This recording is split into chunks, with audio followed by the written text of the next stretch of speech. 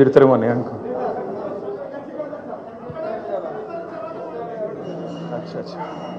ఇంకెవరైనా రావాలన్నా?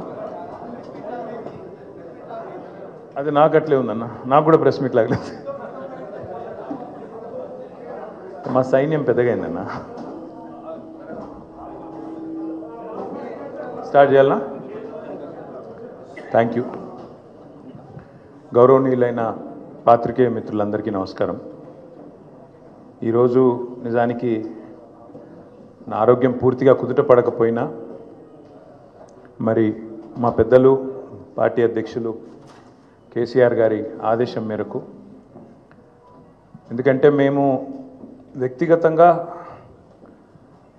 ఎన్ని దూషణలైనా పడతాము, ఎన్ని తిట్లైనా తింటాము, ఎన్ని అవమానాలైనా సహిస్తాం. కానీ గత సంవత్సరన్నర కాలంగా మమ్మల్ని నోటికొచ్చిన బూతులు మాట్లాడినా, నోటికొచ్చిన పద్ధతిలో దూషించిన, చివరికి మా నాయకుడి చావును కోరుకుంటూ నికృష్టపు రోత మాటలు మాట్లాడినా మేము భరించుకున్నాం, సహించుకున్నాం, కోపాన్ని తమాయించుకున్నాం, పంటి బిగువున బరాయించుకుంటూ వస్తున్నాం.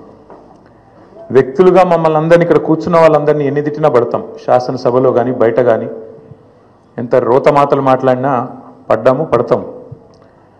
కానీ వేల మంది త్యాగాలతో, దశాబ్దాల పోరాటాల ఫలితంగా, అందులో ముఖ్యంగా ఏ రాజకీయ పార్టీ అందులో లేని నాడు,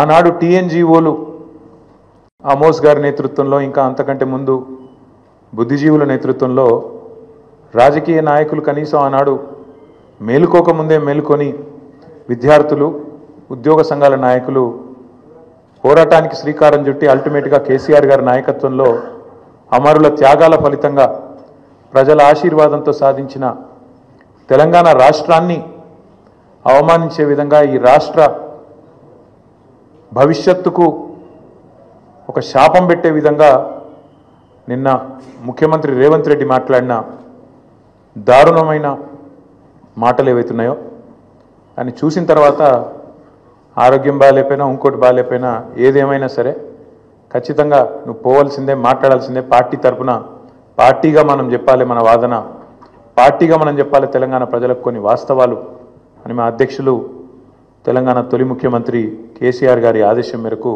ఇవాళ మనందరం ఇక్కడ కూర్చుని ఉన్నాం.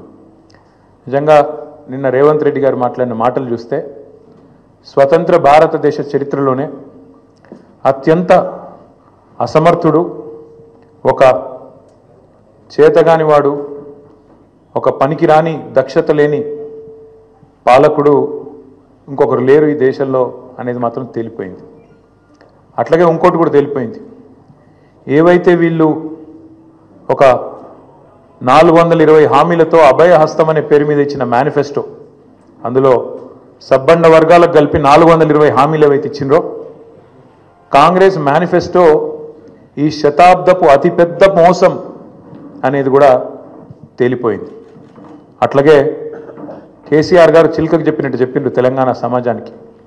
ఢిల్లీ పార్టీలను నమ్మితే 60 ఏళ్ళు గోసపడ్డం, మళ్ళా మోసపోతే ఢిల్లీ పార్టీల చేతుల్లా మళ్ళా గోసపడతాం, మళ్ళా ఆగమవుతాం అని చిలుకకు చెప్పినట్టు 100 సభలు మాట్లాడితే ప్రతి సభలో తెలంగాణ సమాజానికి ఒక అన్నగా, ఒక సోదరుడిగా, ఒక తండ్రిగా వారు చెప్పడం జరిగింది. ఆనాడు ఎన్నికల నాడు కేసీఆర్ గారు చెప్పిన ప్రతి మాట, ఢిల్లీ పార్టీలను నమ్మితే ఆగమైతే తెలంగాణ అని చెప్పిన మాట అక్షర సత్యం అని చెప్పి ఇవాళ రుజువు అయింది. ముఖ్యమంత్రి గారు మాట్లాడుతూ నన్ను ఎవరు నమ్ముతలేరు, అప్పు ఉడతలేదు, ఢిల్లీకి వెళ్తే దొంగను చూసినట్టు చూస్తుండ్రు, అపాయింట్మెంట్ కోసం పోతే చెప్పులు ఎత్తుకపోతాడేమో అని భయపడుతున్నారు. నాకు తెలిసి అయితే నాకు దగ్గర 48-49 ఏళ్ళు ఉన్నాయి. నేను కూడా రాజకీయాలను ఒక 35 ఏళ్ళకి వెళ్ళి చిన్నప్పటి నుంచి పేపర్లు చదివే అలవాటు ఉంది, టీవీ చూసే అలవాటు ఉంది, రాజకీయ కుటుంబంలో పుట్టినా కాబట్టి దగ్గర నేను కూడా ఒక 10-15 మంది ముఖ్యమంత్రులు వాళ్ళ నడవడిక, వాళ్ళ మాట తీరు ఇవన్నీ చూసినాను. నాకు పక్కన చాలామంది విశేషమైన అనుభవం కలిగిన వాళ్ళు ఉన్నారు.